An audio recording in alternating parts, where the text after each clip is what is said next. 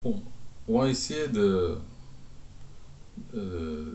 traduire, plutôt pas en chanter, mais au moins prosaïquement en lire et traduire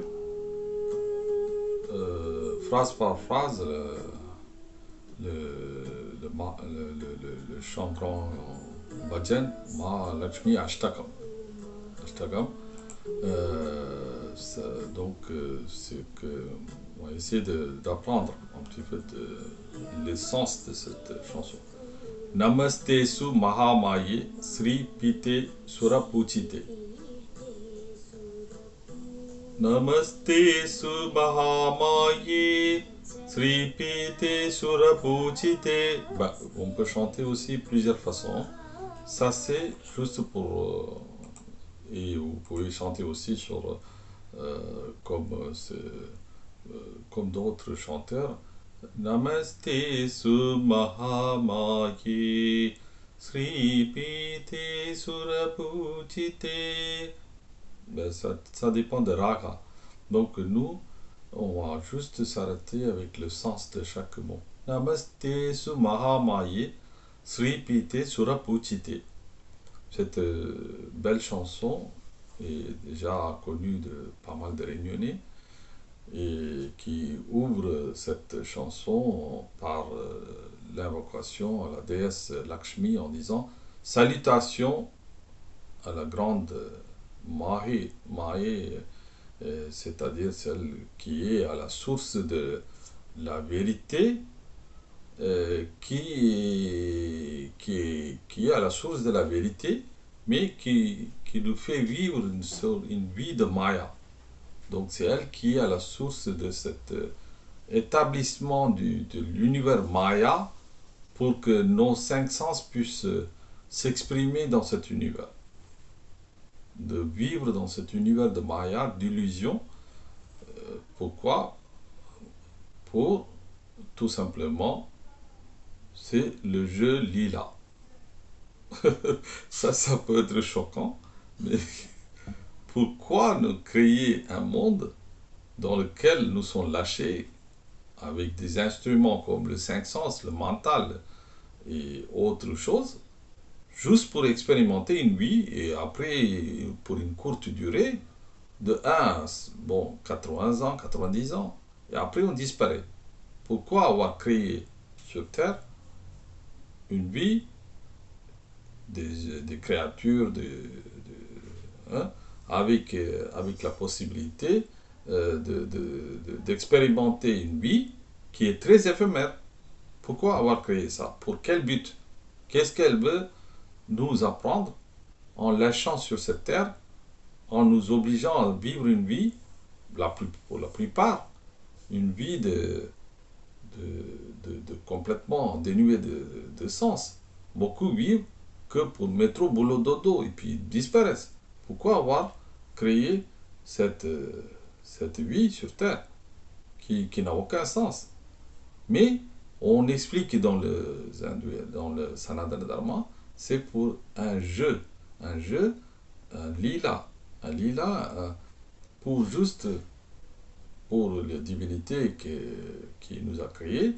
C'est un jeu, c'est bon, lâcher les hommes sur Terre pour voir comment ils réagissent en utilisant les cinq sens et le mental. Est-ce qu'ils comprennent qu'ils ont la capacité de dépasser, parce qu'elle nous donne un petit peu de libre arbitre pour savoir si nous sommes capables de dépasser les cinq sens et le mental, et pour comprendre que nous sommes que la conscience. C'est-à-dire que c'est l'arrière-plan de notre mental. L'arrière-plan où on se situe pour voir comme un spectateur, un témoin silencieux, notre propre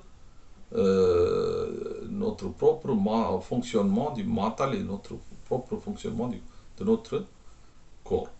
Est-ce que nous sommes capables de dépasser les limites physiques et mentales pour se situer sur un plan au-dessus de ces deux niveaux, pour se situer dans le plan de l'énergie qui est qui a jamais été créé, donc il n'y a pas de naissance, qui ne mourra jamais parce qu'il il n'y a pas il y a pas de fin non plus. C'est une entité qui n'a ni naissance ni mort, qui est éternelle. Cette entité, cette énergie, qui est éternelle, qu'il faut comprendre que cette énergie occupe tout l'espace aussi. Donc, en comprenant que euh, on va dire, cette énergie qui est présente, omniprésente dans tout l'univers, dans le microcosme comme le macrocosme, et en même temps la durée, le temps, qui n'a ni naissance ni mort, donc éternel. Donc cette énergie éternelle qui n'a ni mort, ni naissance ni mort, et qui occupe tout l'univers, même pas laissant un atome vacant, un atome vide de sa présence. Donc on comprend que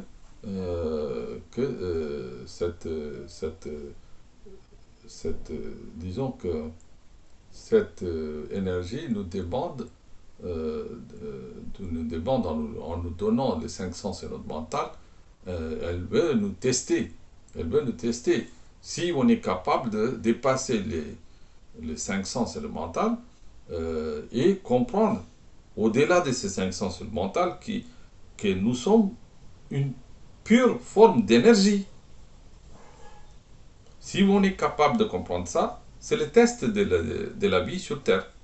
Si vous passez ce test avec 20 sur 20, ben, elle vous dira, ben, c'est la prof de l'univers, elle vous dira, monsieur, je vous ai fait naître sur Terre, vous avez 20 sur 20, parce que vous avez compris que vous êtes ni le sens, cinq sens, ni le mental, ni le corps. Vous avez compris que vous êtes la conscience pure.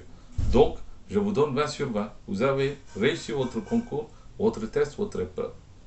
C'est ce qu'elle vous dit. Donc, voilà. Namaste Su Mahamaye Sri Pite Surapujite. Donc, je salue cette grande enchanteresse, cette Mahé, illusion, la source de l'illusion, qui nous teste quelque part, à qui je rends honneur, à qui je salue, qui occupe aussi la place de Sri Pita. Voilà, ça c'est la première phrase de cette chanson. Ensuite, on arrive à Sang Chakra Gada Haste Mahalakshmi Namostuse. Lakshmi donc possède une conque, comme on sait, est assis sur une Garuda. Vahana, c'est Garuda. Et en même temps en masse aussi. On le décrit avec une masse. Donc elle est à la fois puissante, parce qu'elle est quand même... voilà. Donc Namaste Garuda Rudevadi, elle est assise sur une Garuda. Garuda, c'est un oiseau mythique. Kola Sura Bayangiri veut dire, elle a anéanti le Asura de Kola. Kola Sura, Asura. Elle a vaincu le Kola Sura Asura. Sarva Paba Hare Devi Mahalakshmi Namostuje, c'est tout simplement la divinité qui a la capacité d'enlever tous nos péchés d'un seul coup de bateau magique. Voilà. Si vous êtes vraiment sincère dans la prière, ben vous avez vos péchés effacés. Sarvagni Sarva Varade, Sarvagni. Sarvagni, Jnana, c'est le mot Jnana. Jnana veut dire, on sait que c'est le Jnanam, la connaissance, tout ça. Sarvagni, Sarva Varade, Sarva Dushta Bayangari. Veut dire, Sarvagni, Jnana, les connaissances. Toutes les connaissances sont en elle. Sarva Dushta Bayangari, Sarva Varade. Sarva Varade, Varam veut dire en tamoul même. C'est pas celui qui connaît le tamoul ancien. Varam Kodutar. Varam veut dire le vœu exaucé. Sarva Varam veut dire tout ce que vous avez comme souhait sont exaucés. Sarva Dushta Bayangari veut dire toutes les sources de peur que vous avez sont Si vous vous soumettez à sa puissance, à ses pieds, ben, toutes vos peurs sont anéanties par elle aussi. C'est qui n'hésitera pas à prier une telle divinité.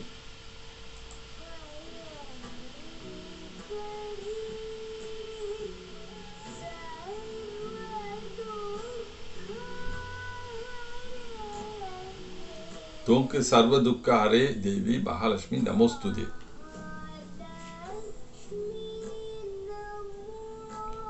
Sarva Dukkha Hare Devi, je pense que c'est important aussi. Sarva Dukkha Hare Devi, Dukkha veut dire en tamoul même, hein, Dukkha veut dire tristesse. Sarva Dukkha Hare Devi, c'est Sarva Dukkha Hare Devi, toutes les tristesses, toutes les sources de tout ce qui peut vous causer de la tristesse, elles sont anéanties par Mahalakshmi. Donc, Sarva Dukkha Hare Devi, Mahalakshmi Namostute. Donc, donc c'est très important. Donc, on recommence. Namaste, Namaste su, Namaste su Mahamaye. En fait, Namaste su Mahamaye Sri Pite Sura Puchite. Ensuite, Sangha Chakra Gadahaste Mahalakshmi Namostuse. Namaste Garuda Rude Kolasura Bayangari. Namaste Garuda Rude Kolasura Bayangari. Sarva Paba Hare Devi Mahalakshmi Namostude. Ensuite, on arrive à la phrase Sarvagne Sarva Varade Sarva Dushta Bayangari. Comme j'ai expliqué, Sarvagne, c'est toutes les connaissances. Sarva Varade, toutes vos vœux sont exaucés. Sarva Dushta Bayangari. Tout ce qui est les ennemis de Dushta veut dire ennemis qui nous entourent, sont anéantis aussi en même temps si vous priez à elle. Donc, vos ennemis sont automatiquement, ils disparaissent de votre environnement. Sarva Dukkha Hare Devi Mahalakshmi Namostude. Donc, toutes les sources de tristesse, comme je viens de dire, sont anéanties aussi. Donc voilà, Sarva Dukkha veut dire tristesse. C'est ça qu'il faut comprendre. Sarva Dukkha Hare Devi Mahalakshmi Namostute. On va prendre un petit peu de temps, hein, parce que si vous me comprendre, on n'est pas dans la précipitation. Hein. Après, on ne pourra rien faire avec la précipitation si on ne prend pas notre temps pour bien analyser, bien comprendre. Bah, ensuite, vous avez Siddhi Buddhi Prade Devi. Bhukti Mukti Pradayini.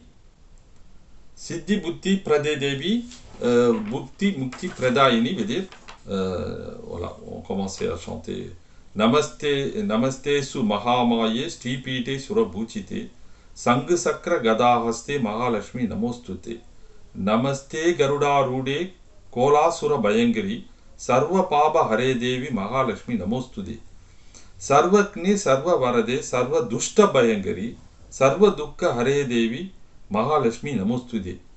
Ça, on a vu jusque là. Maintenant, on va voir Siddhi Buddhi Prade Devi, Bhukti Mukti Pradayini, Mantra Murte Sada Devi, Mahalakshmi Namostude. Siddhi veut dire mental, Siddhi intellect, Buddhi, donc Siddhi veut dire, pardon, excusez-moi. Siddhi veut dire toutes les Siddhi, c'est-à-dire toutes les bonnes choses dans votre vie, les succès, tout ce qui arrive dans la vie matérielle, dans la vie de Maya, avec les cinq sens bien sûr. Dans ce monde où on est avec les cinq sens et les yeux, on goûte les miels de la vie avec tous nos sens.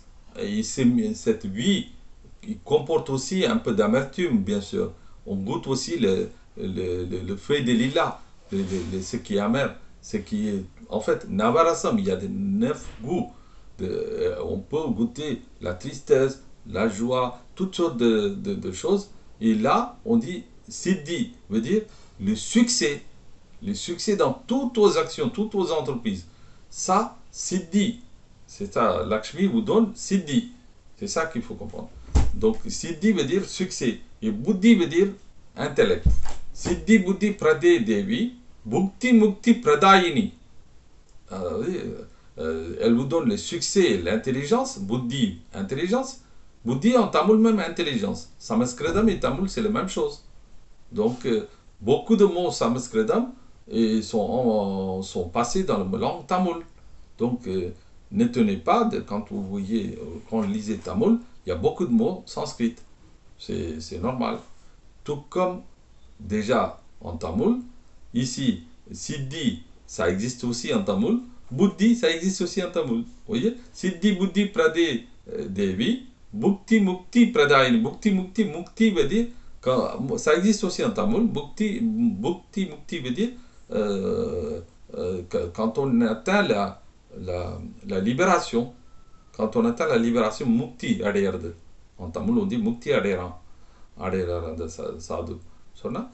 C'est vraiment Mukti veut dire, c'est quelqu'un qui se libère de ses enchaînements de la terre, enchaînement de la prise sur vous de tout ce qui est matériel. En fait, on est sous la coupe, l'emprise du monde matériel qui nous emprisonne.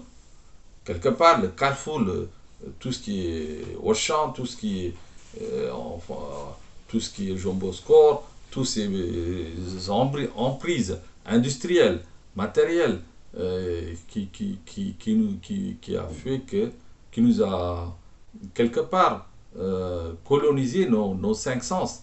Donc les langues est esclave à cette nourriture du monde matériel, quelque part. Donc, par contre, il n'y a aucun mal à vivre avec les cinq sens, bien sûr. Il y a chaque chose, en fait, dans cet univers de Maya, on peut pleinement expérimenter cette vie. Sinon, pourquoi la divinité nous aurait donné les cinq sens d'ailleurs, en première place? Sinon, elle ne l'aurait pas donné. C'est justement parce qu'elle n'est pas bête. Elle nous donne les cinq sens pour qu'on puisse jouir de ces cinq sens. Il n'y a pas de mal dans l'acte de jouir avec les cinq sens. Mais, simplement, ces cinq sens n'est pas pour toujours. C'est un plaisir temporaire. Elle va régner, elle va être, comment dirais-je, elle va être utile pour un certain nombre d'années quand vous êtes jeune, mais après elle va décliner. Les cinq sens, le pouvoir de votre corps décline également, le pouvoir de goûter ce monde avec les cinq sens va décliner aussi également.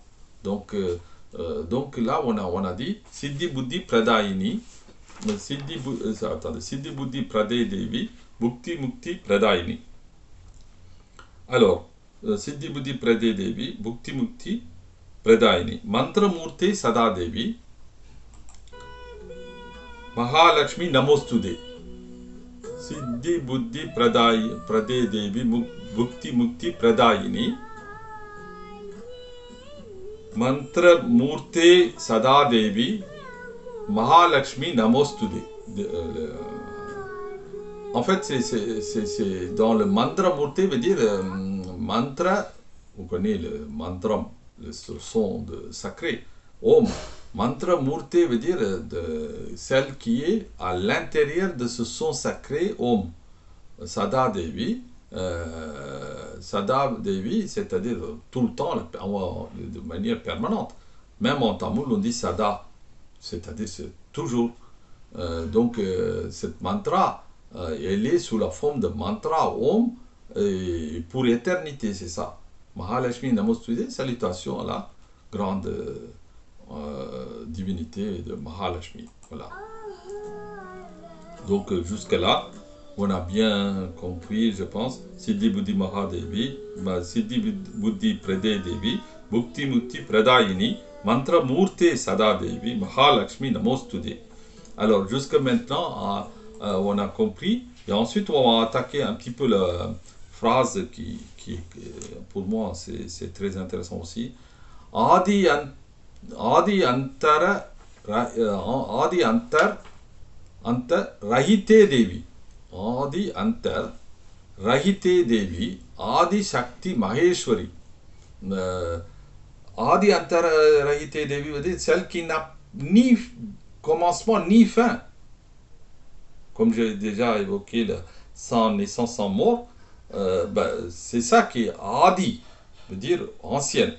Antara, Anta, Adi Anta veut dire celle qui est à l'intérieur de tout. Anta, Adi Anta. Rahite Devi, donc qui n'a ni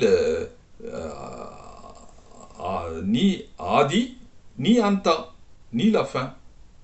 Donc, elle Rahite, elle n'a ni Adi, ni la fin, ni fin. Donc, elle est pour éternité. Adi Anta Rahite Devi, Adi Shakti Maheshwari. D'accord. Oui, voilà, voilà, donc c'est l'énergie primordiale qui est tout le temps parmi nous. Voilà. Ça, c'est pour moi la phrase qui m'a impressionné. Yoga ji, yoga sambhuje. Mahalakshmi, yoga ji, yoga sambhuje. Mahalakshmi, namostude, yoga ji, la divinité est née de yoga, elle est la source de yoga, elle est émanation de la philosophie qui est derrière yoga. C'est tout, hein, c'est pas, elle n'est pas en train de faire du yoga, mais elle est juste, elle représente, comment dirais-je, ce qu'on entend par la jonction de l'esprit, mental et respiration, si vous voulez. Donc quand on fait une jonction entre à la fois coordination entre l'esprit, la respiration et le corps physique, qu'on fait des postures de yoga, ben vous joignez les trois endroits, trois choses sur un même point. En fait, vous amenez les trois lignes qui se joignent au même point. C'était le point central de yoga, veut que le physique, la respiration et puis le mental se joignent sur le même point. Et quand vous amenez votre respiration plus le mental plus votre physique, la posture sur le même point, c'est que vous avez fait, vous êtes dans un état yoga. Yeta, il s'agit d'un état. Donc elle est dans cet état de yoga. C'est ça que quand on dit yoga je, yoga sambhute, Mahalakshmi namostude. Alors, attendez. Voilà, on va chanter. Hein. Namaste su mahamaye, stripite surapuchite, sang sakra kadahaste, Mahalakshmi namostute. Namaste Garudarudhe, Kolasura Bhayankari, Sarva Paba Hare Devi, Mahalakshmi Namostuse, Sarvakne Sarva Varade, Sarva Dushta Bhayankari, Sarva Dukkha Hare Devi, Mahalakshmi Namostute, Sikti Bhukti Prade Devi, Bhukti Mukti Pradayini, Mandramurti Sada Devi, Mahalakshmi Namostute, Adyante Rahite Devi. Ah, vous voyez, Adyante Rahite Devi. On peut couper aussi plusieurs façons. On chante Adyante Rahite Devi. Certaines chantent comme ça, Adyante Devi. Mais bon, normalement c'est Adyante Rahite Devi. Hein? Rahite Devi, Adi Shakti Maheshwari. Adyanta Rahite Devi, Adi Shakti Maheshwari. Yoga Je, Yoga Sambhuje, Mahalakshmi Namostute. Voilà, Yoga Je, Yoga Sambhuje. On a bien expliqué la partie yoga, tout ça. Maintenant, on va passer sur la phrase, sur la strophe suivante. Stula Sukshma Maharautre, Mahashakti Mahodare, Mahapaba Hare Devi, Mahalakshmi Namostude. Voilà, ça c'est pour dire que Stula Shukshma, Stula veut dire grossier. Il y a deux corps hein, en nous, grossier et subtil. Et là, on parle de Stula Sukshma Maharaudre, Mahalakshmi Mahodare. Donc la salutation à cette Devi qui est à la fois qui est à la fois comment dirais-je, le deux faces d'une seule monnaie, qui est une partie grossière, une partie subtile. C'est-à-dire une partie grossière, c'est toute l'expression matérielle sous forme de Maya, mais toute l'expression énergique qui est cachée derrière. Donc il y a deux côtés. Il y a le côté expression qu'on voit matériellement sur cette terre, et derrière toutes ces illusions matérielles, qui est caché les corps subtils. Donc en nous aussi, pareil, on a le corps grossier, fait de Annamaya Kosha, Pranamaya Kosha, Vijnanamaya Kosha, et ainsi de suite, Anandamaya Kosha, j'ai dit Pranamaya Kosha, Vijnanamaya Kosha. Il y a cinq corps, cinq enveloppes. Annamaya Kosha, c'est que le corps de la nourriture. Pranamaya Kosha, c'est la respiration. Vijnanamaya Kosha, c'est intellect. Buddhi, Manomaya Kosha, c'est mental. Et arrivé à la Anandamaya Kosha, vraiment, Satchitananda. Voilà. Donc vous avez plusieurs corps. Hein. Faut pas il faut se méfier de notre propre identité parce que nous sommes plusieurs personnes en même temps. Parce qu'on est fait de on est fait de plusieurs corps en fait.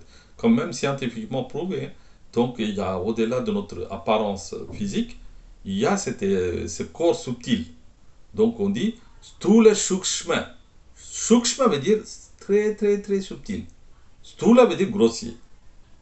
Stool anglais donne ça quelque chose que vous connaissez. Quand vous passez à la labo là, pour faire des tests, où ils vous demandent en Angleterre stool. Bon, je ne veux pas rentrer dans les détails, mais c'est les tests de stool. Stool, beaucoup de mots, je suis certain, ces mots-là sont empruntés de sanskrit. C'est pas certain, mais c'est scientifiquement prouvé. Euh, donc, toute la langue européenne vient de sanskrit. Ça, tout le monde le sait. Il suffit de, de, de voir un peu certain nombre de mots en anglais qui ressemblent beaucoup aux mots sanskrit. Donc, Stula Sukshma Maha Raudre Maha Sakti Mahodare. Donc, celle qui est salutation à cette déesse, qui est Stula Sukshma. C'est-à-dire qui est présent dans tout microcosme comme le macrocosme. Et microcosme très très subtil au niveau énergie. Et qui est most terrible, vraiment Mahashakti. Mahashakti, Mahodare. Mahashakti veut dire puissance, comment, je ne sais pas si on peut dire, on ne peut pas mesurer, immesurable. Voilà. C'est quelque chose d'illimité, quoi, cette puissance. Donc, euh, et qui est donc, même par contre, Mahadare, Mahashakti, Mahodare, par contre, et cette puissance est pour la bonne cause, c'est-à-dire pour nous rendre prospères, pour nous donner de la prospérité. Voilà. Tout le shmukshma, Maharaudre, Mahashakti, Mahodare. Mahapaba Hare Devi, Mahalakshmi Namastude, Mahapaba veut dire que celle qui anéantit tous nos péchés. Il n'y a pas besoin d'aller à confession pour confesser quelque part, mais venez ici au temple de Coville de notre île de la Réunion, de nos Covilles, et là, vos péchés sont anéantis, pas besoin d'aller ailleurs. Voilà, ça c'est mon message personnel. Alors, donc, parce qu'ici, vous trouvez tout. En fait, il n'y a pas de. En fait, Sanatana Dharma vous offre cette vraie indépendance intellectuelle. Vous êtes libre de tout. Personne ne nous oblige à suivre un parcours bien déjà préconfiguré et prédéfini de façon à ce qu'on manipule, quoi. Il n'y a pas de manipulation. Voilà. Ensuite, on va voir. Batma Sanas Ti Devi. Ensuite, voilà, j'ai dit ça. Et ensuite, on a parlé de Mahapaba, tout ça, que tous les péchés sont là. Batma Sanastiti Devi. Batma Sanastide Devi para Brahma Swarubini. Tout simplement, Batma Sanastide Devi, celle qui est assise une fleur de lotus. Vous voyez, Lakshmi est toujours sur le fleur de lotus rose, là, le lotus en couleur rose. Donc, elle est entourée des choses qui évoquent la prospérité. Donc, lotus aussi est quelque chose qui nous indique que même dans la boue, il peut y avoir quelque chose de belle, une belle chose qui peut sortir de la boue, comme un étang qui est boueux. Et là, tout d'un coup, on voit un lotus qui sort de cet étang et qui ne touche pas disons qu'elle flotte, cette fleur flotte sur la surface de l'étang. Et tellement belle cette image. Et elle nous évoque cette beauté parmi l'obscurité mentale qui nous entoure.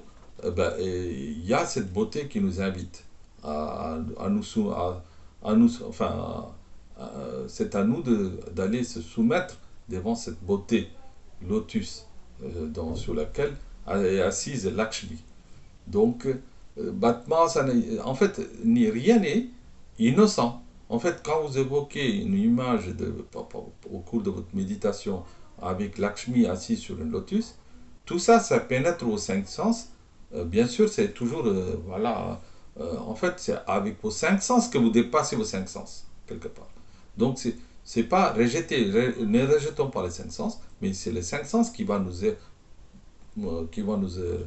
servir d'échelle pour monter au-delà de nos cinq sens, quelque part. Et donc ici, les cinq sens sont très utiles parce qu'elles nous permettent d'imaginer, de faire pénétrer la Lakshmi sous forme d'une divinité assise sur une fleur de lotus, de façon à ce que notre mental puisse être imprégné de cette image et notre psychique va évoquer en fait, va sortir que de pensées, belles pensées en nous.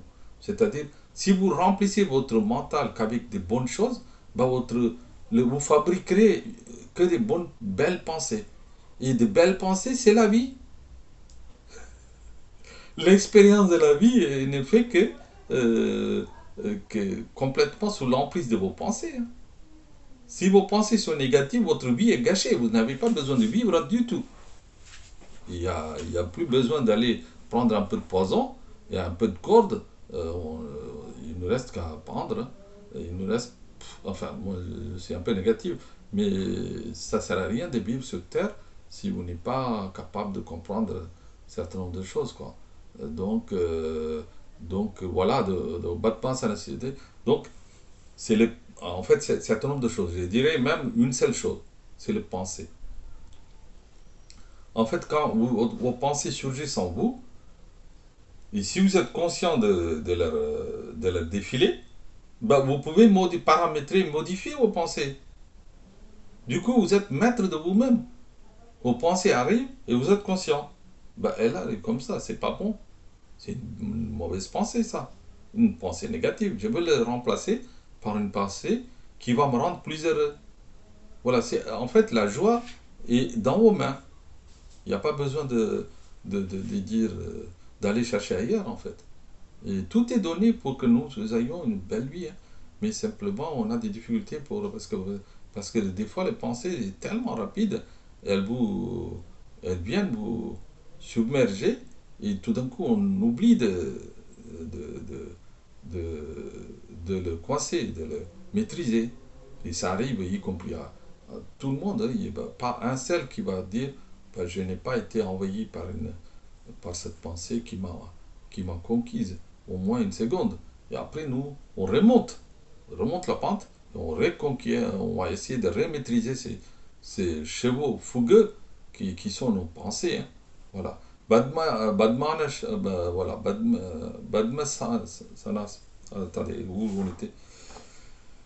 Badma Sanasti Devi Parabrahma Swarubini Paramesi Jaganmada Mahalakshmi Namostude, c'est donc Badma Sanasti Devi. Donc Badma Sanasti Devi Parabrahma Swarubini, c'est-à-dire que celle qui est la symbole, la forme en fait, même pas symbole, la forme de Parabrahma. Parabrahman veut dire là. Parabrahman veut dire là, y a pas, c'est des mots intraduisibles. Je suis désolé. On va le garder comme ça. Parabrahman. Voilà. Il n'y a pas d'autres mots. Parce qu'il ne faut pas traduire tous les mots non plus. Il faut utiliser tel quel. Parce qu'il n'y a pas d'équivalent dans le pensée abrahamique. Abrahamique, c'est nul. C'est vraiment nul, nul. Donc ils n'ont pas la capacité de comprendre tout ça. Ils sont trop limités sur le plan spatio-temporel. Ils sont trop limités sur le plan spatio-temporel. Je répéterai toute ma vie. Et ça jusqu'à ce que je quitte la Terre. Ouais. Donc, parce que l'homme doit être intelligent pour comprendre cette différence entre pourquoi les limitations spatio-temporelles et cette Sanadana Dharma qui ne pose aucune limite. C'est ça qu'il faut comprendre. Donc Parabrahma Swarubini veut dire qui est une forme de pur Parabrahman, qui n'a ni début ni fin, qui n'a ni naissance ni mort, qui occupe tout l'espace, qui est éternel. Voilà. Moi, je pense que c'est ça qui. Padma Sanasiti Devi, Parabrahma Swarubini. Donc, Padma Sanasti Devi, Parabrahma Swarubini, Paramesi Jaganmada, Mahalakshmi Namostude. Voilà, Jaganmada Mahalakshmi. Voilà, voilà, ça c'est bon. Ensuite, vous arrivez à Swetambara Devi, Nanalankara Bhushite, Swetampara Tare, Swetampara Dare Devi. Swetampara Dare Devi, Nanalankara Bhushite, Jagastite Jaganmata, Mahalashmi Namostute. Ça c'est Swetambara Dare Devi. Swetambara veut dire le vêtement blanc. Donc celle qui est en vêtement pur, neuf, blanc, tout ce que vous voulez, Swetambaram. Alangaram, comment dirais-je, c'est aussi, ça donnait aussi la naissance à des mots en tamoul aussi, hein, Tambara, Dare Devi, celle qui est drapée de vêtements scintillants, flamboyants, comment dirais-je, qui, qui, qui, qui est étincelant, qui nous remplit qui nous remplit de joie de vivre, quoi. Tellement, quand on imagine cette forme dorée, une poupée dorée, comme on dit, une poupée dorée, voilà. Par exemple, si vous avez entendu la chanson de Bhakya Bhakya de Lakshmi Baramma, Putteli Bombay, c'est-à-dire la poupée dorée. On compare Mahalakshmi à poupée dorée dans cette chanson de Bhakya de Lakshmi Baramma. Mani Saubhakya de Lakshmi Baramma. C'est dans cette chanson on parle de Puttali Bombay, c'est-à-dire poupée dorée. C'est des mots qui frappent. Hein. Vraiment, il y a des. Ça vient que quand on a compris là le concept de Parabrahman. Vous étudiez tout, Upanishad, copié par les Allemands, Schopenhauer. Upanishad était sur sa table nuit et jour. Le grand philosophe Schopenhauer, il avait ouvert les Upanishads et c'était sur sa table. Ce bureau avant de dormir, paraît-il, il feuilletait les pages de l'Upanishad. Un Allemand, il y a 200 années, 300 ans, je ne sais plus, 1800, un truc comme ça. Donc, ces gens-là, ils ont absorbé nos textes upanishédiques et ils ont pondu l'illumination européenne, ils ont appelé Renaissance, tout ça. Ben, il n'y a pas de Renaissance, il y a le copie-coller, il y a une digestion des idées d'ailleurs et font assimilation de ces idées et recracher ces idées sous d'autres formes qui a fait que on parle de la Renaissance, Enlightenment, European Enlightenment en anglais, Renaissance en français, mais tout parle de quoi? Tout parle de vol de connaissances de l'Inde. Bon, c'est un mot un peu trop fort. Peut-être c'est importation des idées de l'Inde, mais pourquoi ne pas le dire? C'est ça, moi, il n'y a pas de mal à prendre les idées Upanishads et les transformer en littérature, essais, philosophie, Emmanuel Kant, tous ces gens-là. Ils ont pris beaucoup de choses de nous, ben, ils ont abrahamisé tes idées. Et c'était pas, ils n'ont pas compris le fond de la philosophie de toute façon.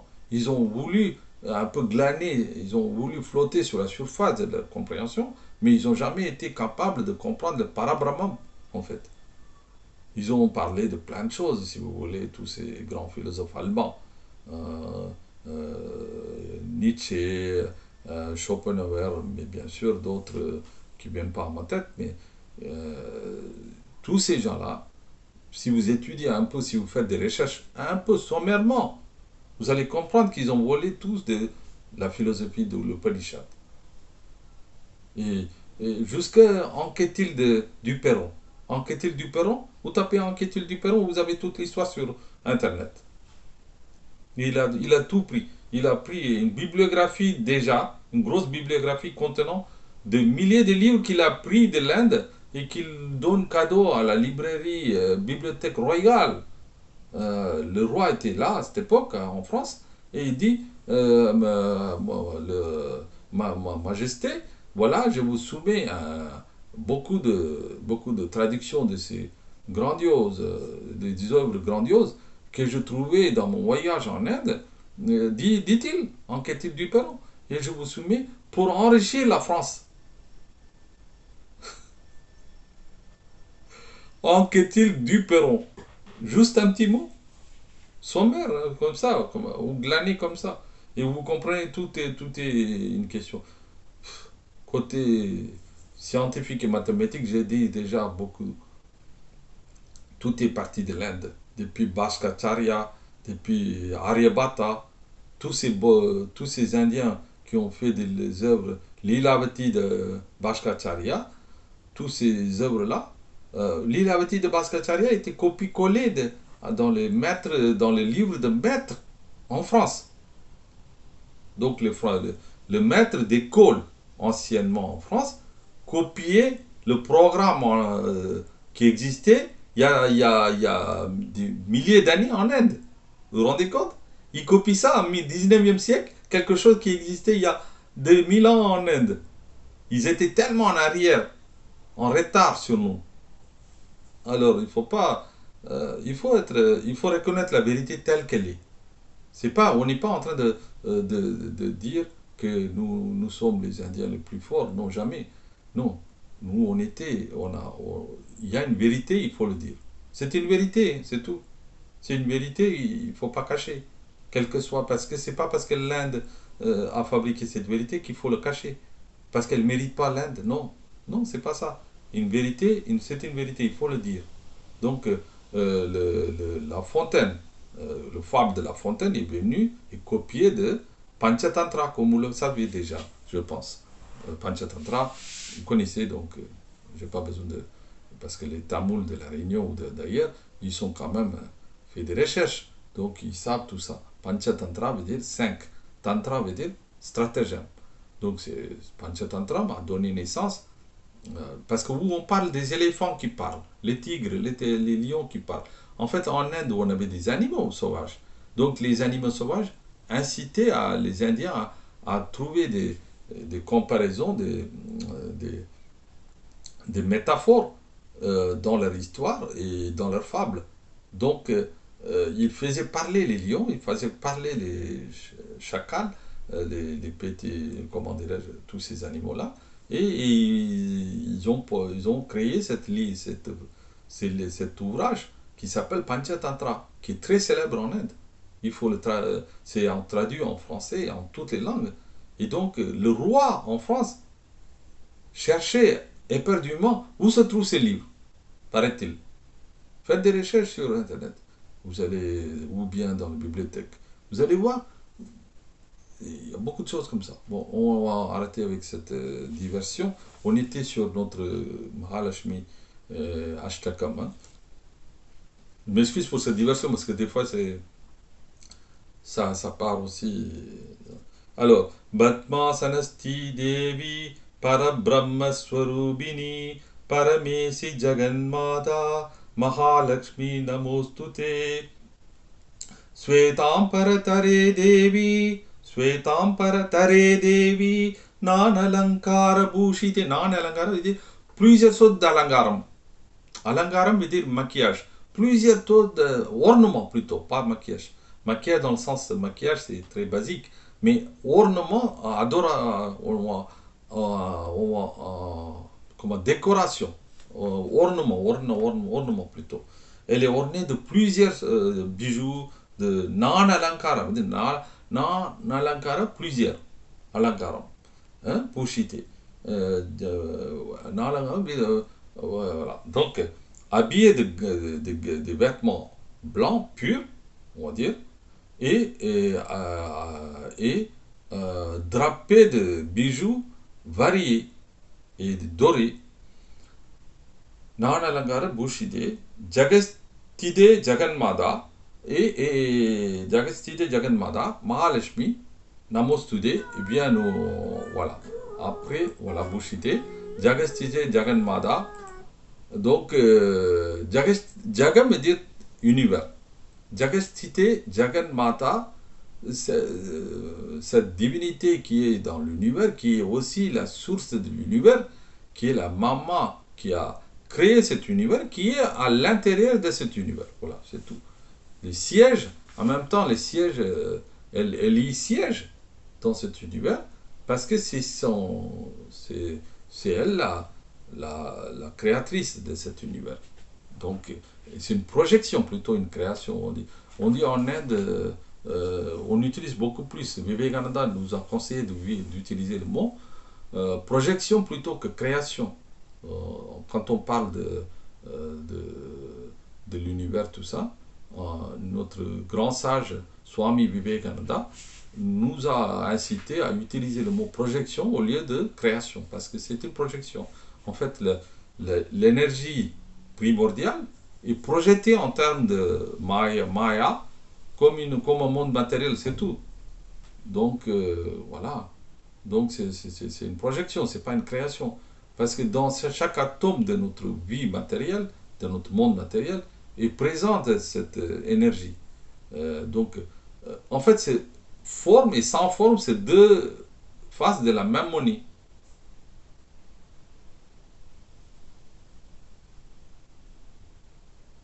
Donc, voilà, je vous laisse réfléchir sur cette phrase.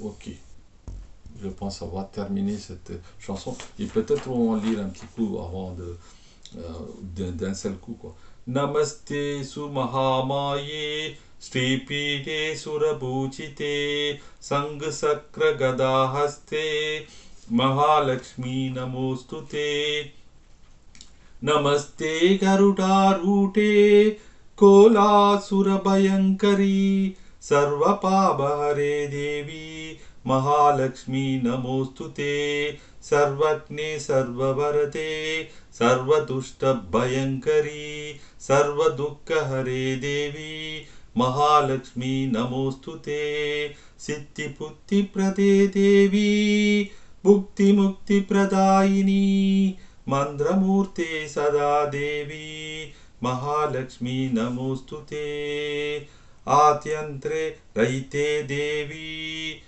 Adishakti Maheshwari, Yogaje Yoga Sambhuje, Mahalakshmi Namostute, Stula Shukshma Marautre, Mahashakti Mahodare, Mahapabare Devi, Mahalakshmi Namostute, Batmasanasti Devi, Parabrahma Swarubini, Paramesi Jaganmata, Mahalakshmi Namostute, Svedambaratare Devi, Nanalankara Bhushite, Jagastite Jaganmata, Mahalakshmi Namostute. Ainsi va cette chanson.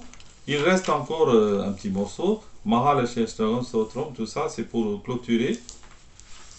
Voilà, Sarva Sikti Mahamukti Rajyam Prabhu. En fait, c'est lui qui chante ça aura toutes les vœux exaucés. Voilà. Je pense avoir pris la partie principale hein, de cette chanson et j'espère avoir fait comprendre le sens profond de cette chanson. Merci.